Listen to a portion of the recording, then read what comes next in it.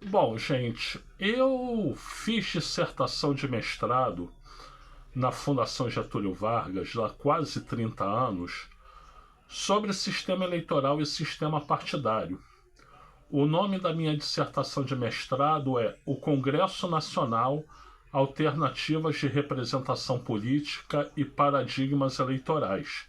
Então, se você tiver curiosidade de conhecê-la, né, é só você fazer uma busca aqui na própria internet, né, no Google, que você chega ao meu nome completo e ali você vai ser direcionado para a biblioteca digital da FGV e você consegue ver a dissertação.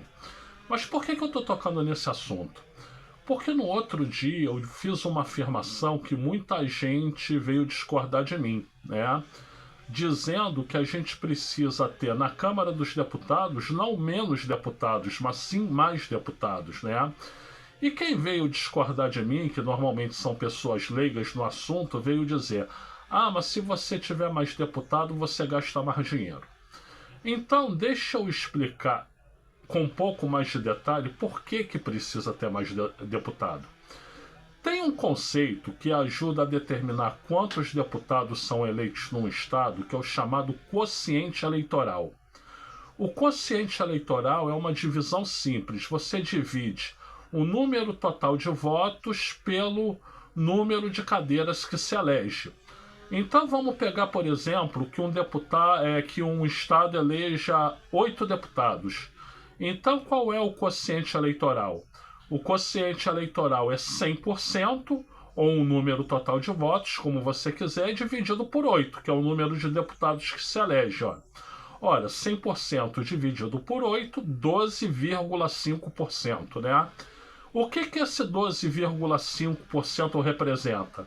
Representa que para um partido qualquer eleger um deputado, ele precisa de 12,5% dos votos totais, porque senão não elege, tá? E também, por exemplo, se um partido tiver 25% dos votos, né? Pegando os 25% dividido por 12,5%, que é o quociente partidário, né? Isso dá 2, o que quer dizer que aquele partido tem direito a eleger 2 das 8 cadeiras, né? E assim por diante, você dividindo o número de votos do partido pelo quociente partidário, você consegue saber quantas cadeiras cada partido deve eleger. Ora, gente, qual é o ponto? O ponto é o seguinte: se você, em vez de 8 deputados, elege 10 deputados no estado, o quociente eleitoral ele cai para 10%, né? Que é o 100% dividido por 10, né? Se você no estado elege 16 deputados, o quociente eleitoral cai para 6,25, né? Que é o 100% dividido por 16, né? Então isso quer dizer o quê? Que quanto mais deputados você elege, mais os partidos menores têm representação, né? Por quê? Porque o quociente eleitoral passa a ser menor e, portanto, os partidos com menor votação, eles passam a ter mais chance de eleger deputados federais, né? A mesma conta vale para deputados estaduais, tá? Mas eu estou falando aqui de deputados federais. E isso quer dizer, por decorrência, que se o quociente eleitoral é menor, e para o quociente eleitoral ser menor, você precisa eleger mais deputados por estado. Para quê? Para você ter uma representação mais democrática. E se isso acontece, a representação sendo mais democrática, e você para isso tendo que eleger mais por estado, no agregado no Brasil inteiro você precisa ter mais deputados federais. É simples como isso. Em bom português, quanto mais deputados federais você tem, mais deputado por estado você tem, federal. E tendo mais deputado federal por estado, você consegue que forças, minorias dentro da sociedade tenham uma participação maior no parlamento. O parlamento se torna mais democrático. E aí você vai dizer, ah, mas é mais caro. Tá. Será que é tão mais caro assim? Vamos dar um exemplo claro. A Alemanha, por exemplo, o Reichstag, né, que é o Congresso de lá, tem 656 deputados, né? Enquanto aqui nós temos 584. A Alemanha, que é um país do estado de do tamanho do estado de Minas Gerais, né? E tem mais deputados do que nós, né?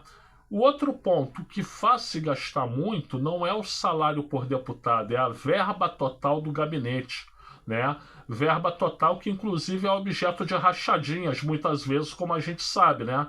Então, que tal, em vez de diminuir ou não aumentar o número de deputados, diminuir a verba por gabinete, né?